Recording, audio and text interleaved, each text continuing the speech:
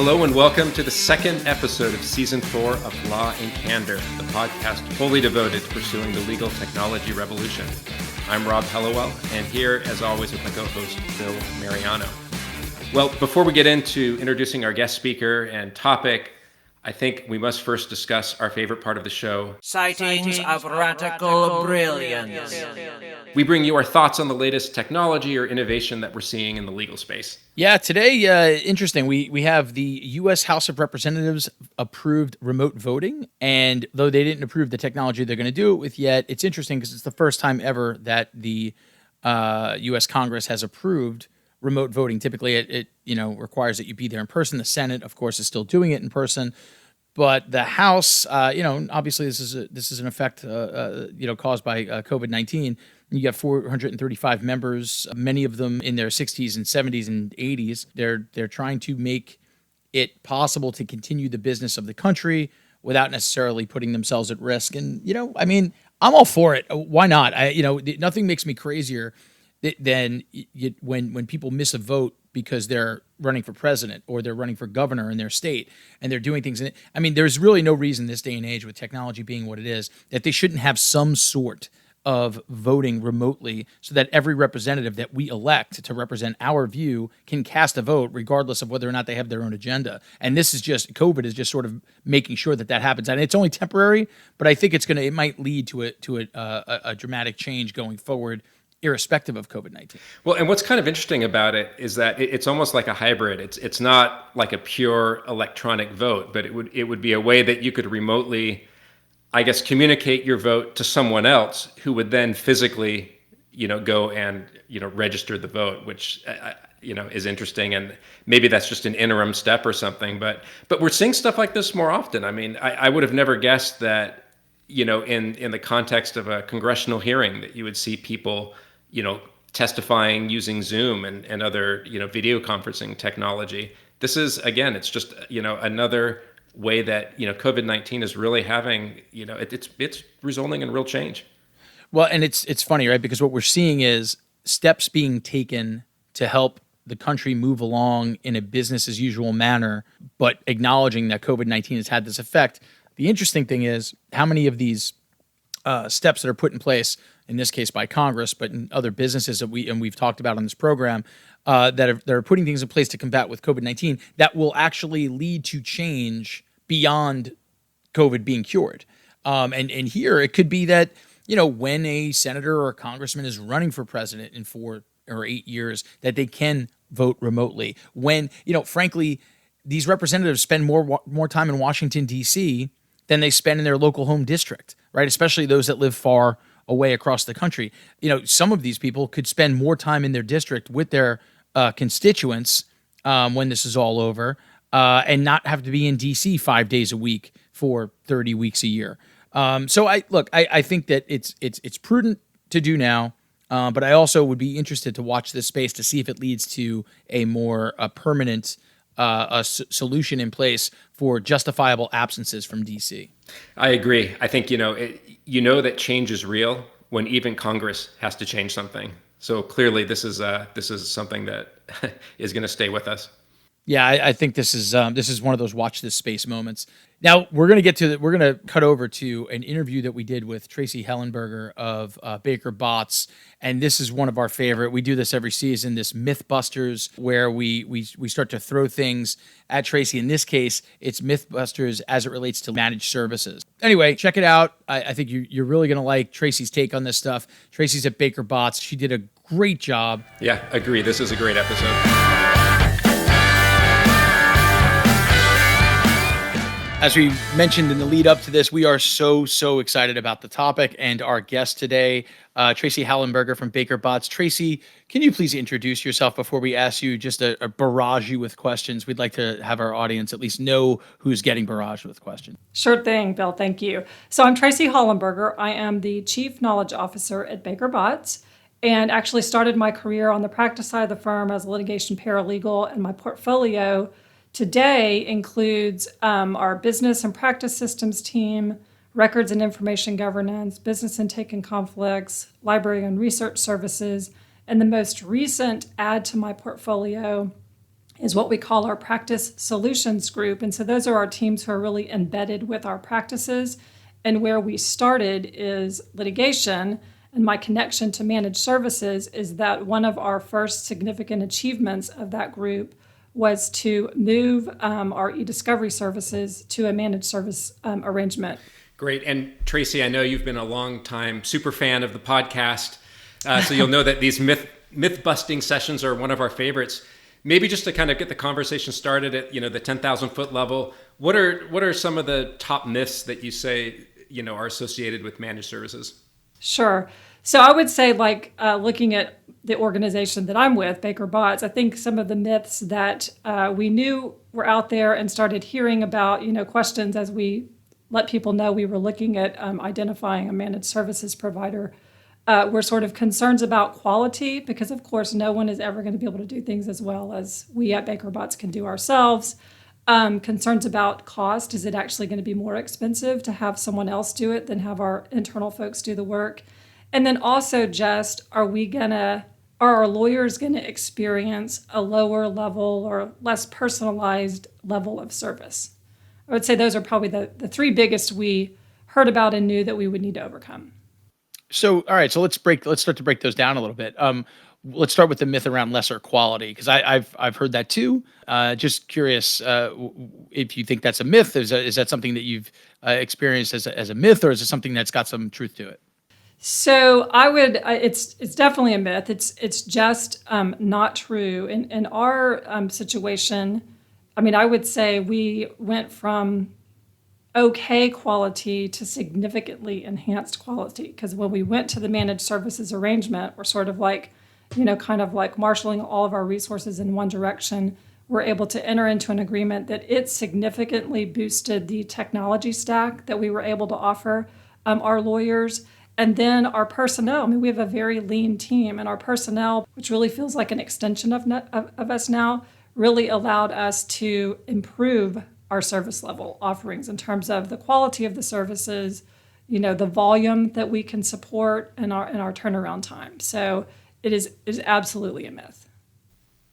And Tracy, what were some of the metrics that we're using internally to measure quality? Well, I mean, I would say, and this isn't directly a measurement of quality, but I would say that just the increase in volume of cases that we're taking in with our team and supporting our matter teams was a significant indicator to us of they're getting, they're satisfied with the service, they're getting the quality that they need.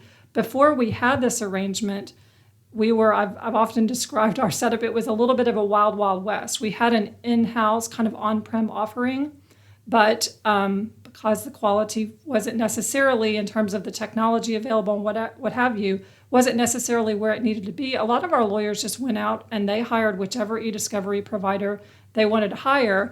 And so now that we have more and more folks coming to the centralized offering, it's anecdotal, but it tells me that they wouldn't be coming if it wasn't better than what they were experiencing before. No, that makes sense. I think, one of the other kind of key myths out there is around expense, and that, a managed service offering is going to be a lot more expensive than, what the firm's doing internally. Could you just share a little bit about your experience with that myth? Sure. Well, in addition to just getting out from under the overhead of an on-prem system, I mean, that alone kind of made us feel 10 years younger. But I mean, it is a myth, and it certainly was a myth for us, because by negotiating with one provider, we're really able to achieve economies of scale in terms of kind of putting all of our eggs in one basket. I mean, we have sort of the purchasing power to get a good deal that allowed us to, what we did is we developed a very simplified and predictable pricing arrangement. So when we're talking to matter teams, we're able to tell them, like, here's a very simplified pricing structure that you can easily explain to your clients, or we can do it for you if you like.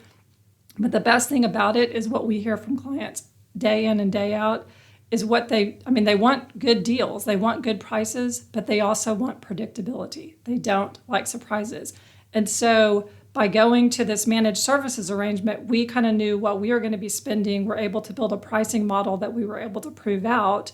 And I would say the best indicator that it's working is that we haven't gotten a lot of pushback from our lawyers or clients. Our lawyers are using it. We are not hearing like, oh, I can't use you because you're just too expensive.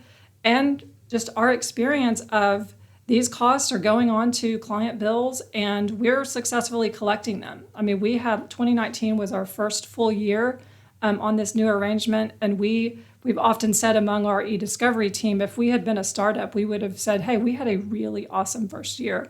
And it's because all of these things worked. We're getting repeat business. We're, have happy clients who are paying for the services. And what about the third one you mentioned with this lower, like lawyers sort of objecting to it in the beginning because they think that maybe they'll get a lower, maybe less personal service level. And can you talk about that a little bit and how that sort of distinguishes from the quality point that you had mentioned earlier?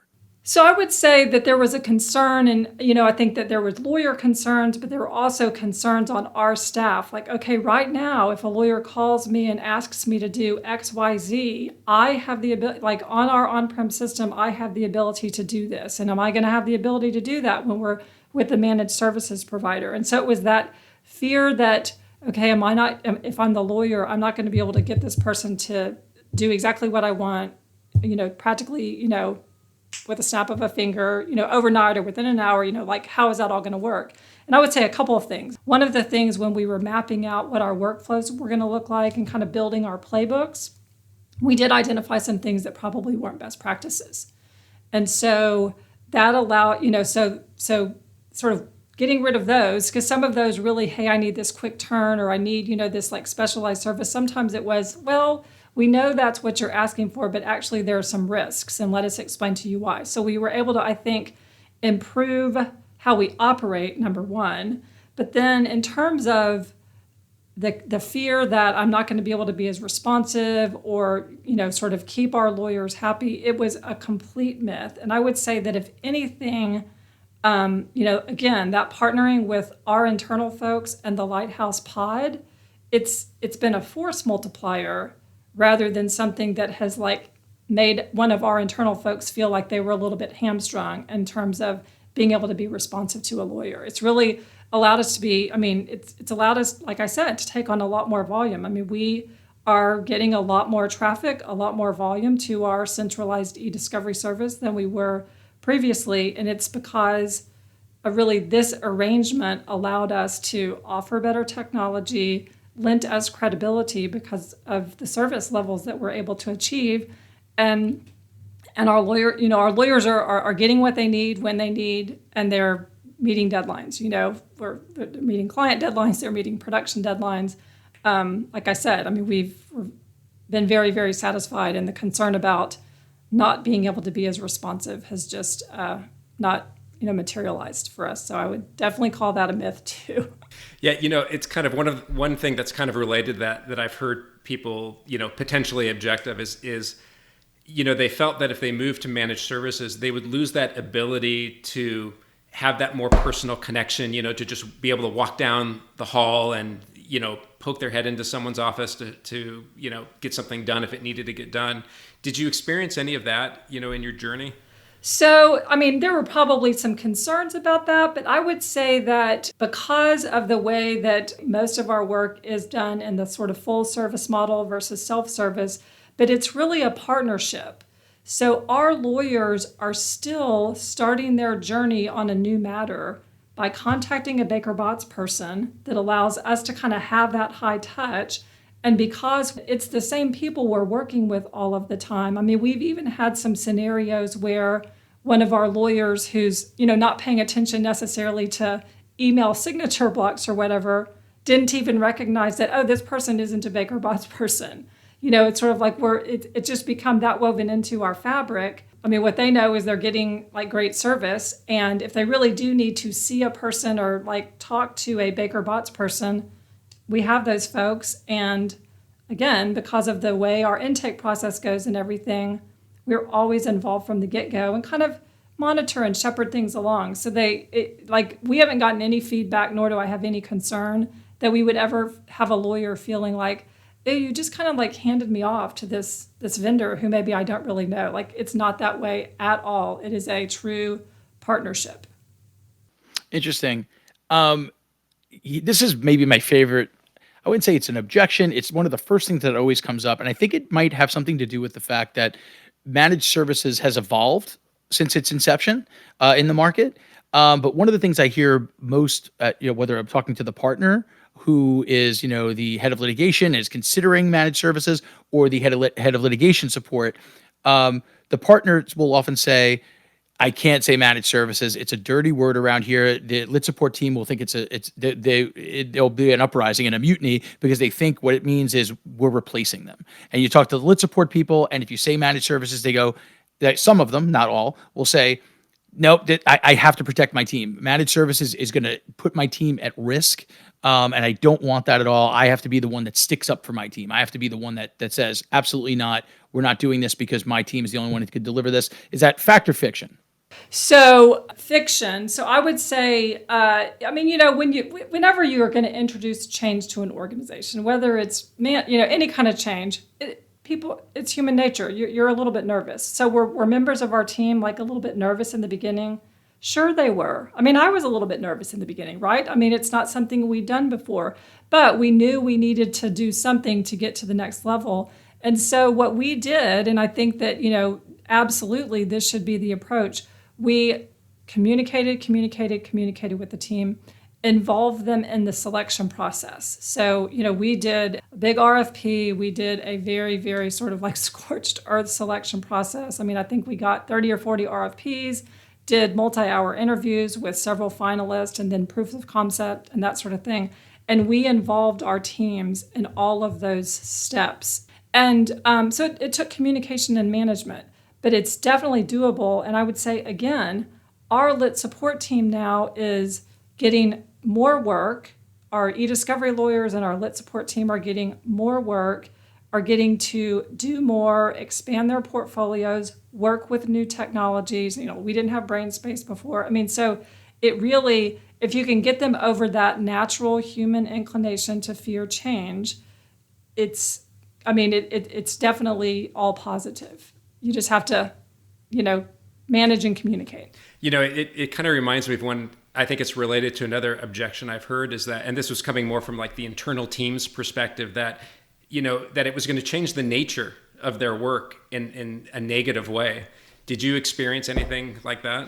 So definitely there were questions about, is this going to change the nature of my work? Some of the things that they were doing from lawyers, like I said earlier, turned out to be like, upon closer inspection, that's not a best practice. That's not really the best way to fulfill that inquiry or request. So there are some things that they used to do, tasks that they're no longer performing. So has it changed the nature of their work? Yes, but I would say it's changed the nature of their work in a positive way, because some of that lower value stuff that turned out to be not best practices, they're not doing, and they're getting to do more high value tasks and projects. And again, like I said, really expanding their portfolio in terms of the tools and technologies that they're utilizing and the solutions that they're bringing to the table. So it has changed their work, but not in a negative way. It's interesting. This has been great. If I may, I'm just going to sum up some of these myths that we busted today. So most of the myths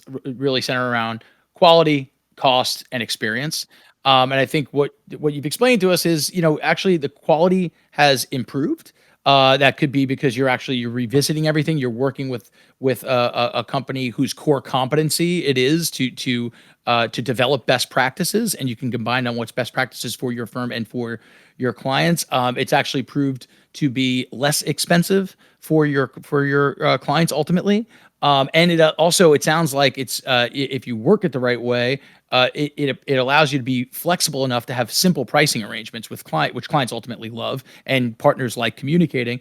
And ultimately, even though change can be nerve-wracking, if you manage this and communicate it effectively throughout the entire process, involve the team in picking and being involved in the process to pick the company that you're going to go with and define what the managed services will look like for your firm, that staff will actually be delivering more value add work. Then they will be busier because more work will be coming in, and it will allow them to work with and deliver results with new technologies that maybe they didn't have before because they have more available to them. So, I think that summed up everything you mentioned there. And I got to tell you, I think this will be one of our most listened to podcasts. Thank you, Tracy, so much for joining us on this. It really, really appreciate it. I really think that we're going to get a lot of feedback on this episode. It was really great having you.